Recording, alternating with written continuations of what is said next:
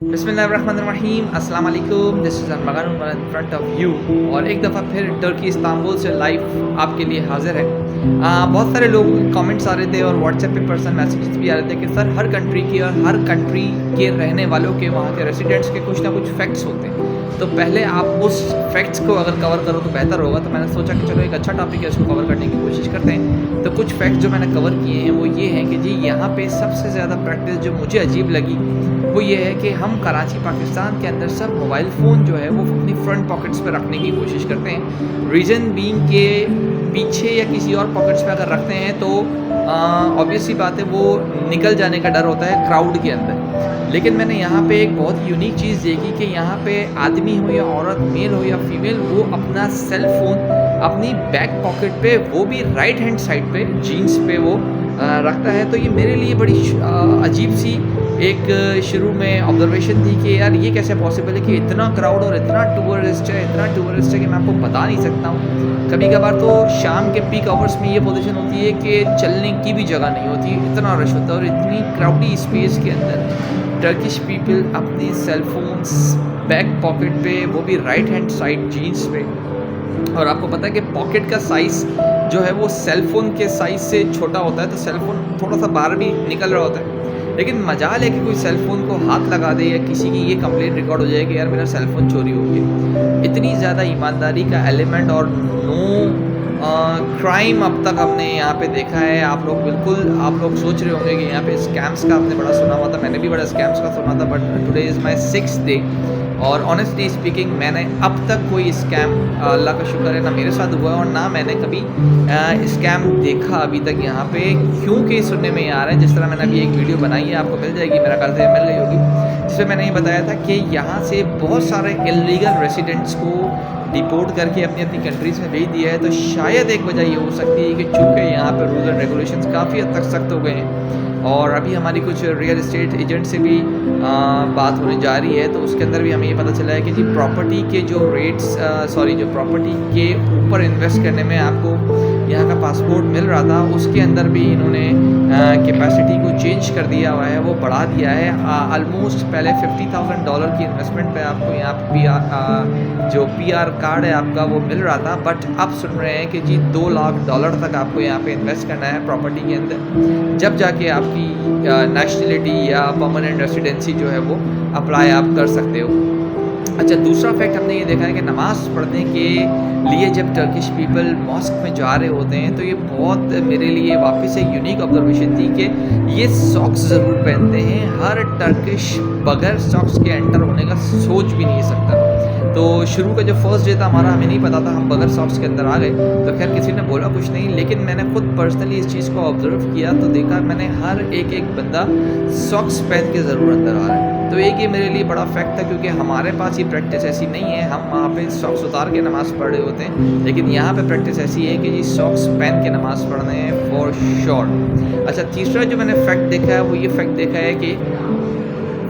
देखा है कि ये स्लीपर्स पूरे टर्की के अंदर मैंने किसी भी टर्किश यहाँ के लोकल, और अगर आप इसको कंपेयर करो तो फॉरेनर के पाँव में मैंने स्लीपर्स नहीं देखा। स्लीपर्स छोड़े में जो ओपन सैंडल्स टाइप होते हैं, मेंस के भी होते हैं और वुमेन्स के भी होते हैं, तो मैंने वो भी ओपन सैंडल्स भी नहीं देखे। हर बंदा यहाँ पे सिर्फ और सिर्फ शूज़ का यूज़र है और इतना ज़्यादा शूज़ यहाँ पे जगह जगह शूज़ के बड़े बड़े आउटलेट्स हैं, लोकल आउटलेट्स हैं, और इतनी अच्छी क्वालिटी के शूज़ हैं कि मैं आपको बता नहीं सकता। लोकल क्वालिटी के भी शूज़ हैं लेकिन अच्छी क्वालिटी के भी शूज़ काफ़ी हद तक। अच्छा, जिस तरह हमारे वहाँ पे चाय के होटल्स होते हैं, इसी तरह यहाँ पे भी चाय के कहवा के होटल्स होते हैं, और यहाँ पे लोग रात में अक्सर पूरे बार्स भरे हुए होते हैं कहवा से, और वो कहवा पी रहे होते हैं। और जिस तरह हम लूडो खेलते हैं, इस तरह हर टर्किश के टेबल पे जब वो कहवा पीने कैफ़े जाता है तो वहाँ पे लूडो की तरह कुछ होता है। लूडो नहीं है वो, बेसिकली वो यहाँ का कुछ लूडो है, क्योंकि वहाँ पे जो हमारे पास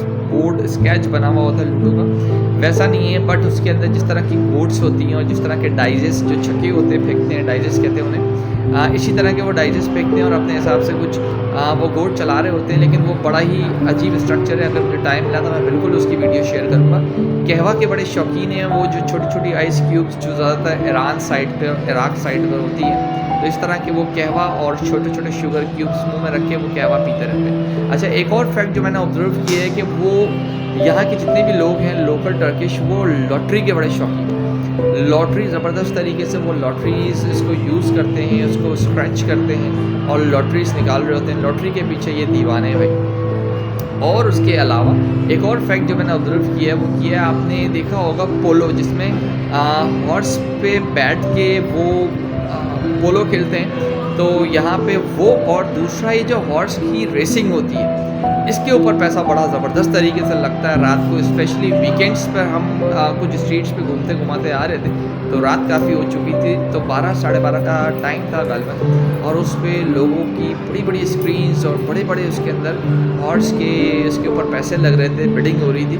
तो इसका मतलब ये कि यहाँ पे ये लोग बड़े शौक़ से इस चीज़ को देखते हैं। इसके बाद वाला फैक्ट ये है कि ये फ़ुटबॉल के बड़े शौकीन हैं, बड़ा ज़बरदस्त तरीके से। जिस तरह हम संडे क्रिकेट्स की महफ़िल सजाते हैं, इस तरह यहाँ पे हमने किसी भी बंदे को क्रिकेट खेलता हुआ नहीं देखा। इनफैक्ट के दुकानों के ऊपर बैट बॉल भी सेल होता हुआ नहीं देखा, क्योंकि मैंने आपको बताया हुआ है कि यहाँ पे यूरोपियन इन्फ्लुएंस ज़्यादा है, और आपको पता है पूरा यूरोप फुटबॉल के पीछे पागल है। सेम लाइक टर्की भी पूरा फुटबॉल के पीछे पागल है। इतना ज़्यादा वो फ्रीक है फुटबॉल का कि जब फुटबॉल मैच होता है तो वो हर टर्की चलते चलते कान में एयरपॉड्स या एंट्री होते हैं और उनके पास सामने फुटबॉल मोबाइल में चल रहा होता है, और ज़बरदस्त तरीके का इंटरनेट अवेलेबल है यहाँ पे।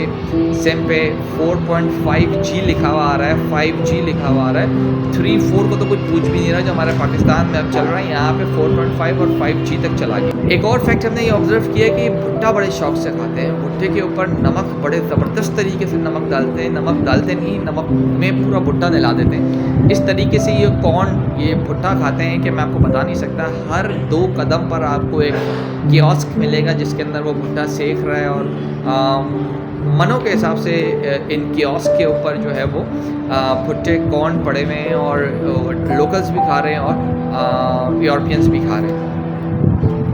और भी कुछ फैक्ट्स हैं बड़े ज़बरदस्त, लेकिन यहाँ पे मैं जहाँ बैठा हुआ हूँ, ये मस्जिद के ही पीछे वाला कैफ़े, और इतनी ज़बरदस्त अभी यहाँ हवा चल रही है और इतनी ज़बरदस्त यहाँ पे ठंड निकली हुई है कि मज़ीद फैक्ट्स बताने की मेरी तो हिम्मत नहीं है। तो फ़िलहाल इसको यहीं तक स्टॉप करते हैं इंशाल्लाह। फिर नेक्स्ट वीडियो कोई अच्छी सी स्पेस ढूंढ के बनाते हैं आपके लिए, और मज़ीद आपको इन फैक्ट्स से आगाह करते हैं। टिल देन टाटा बाय बाय।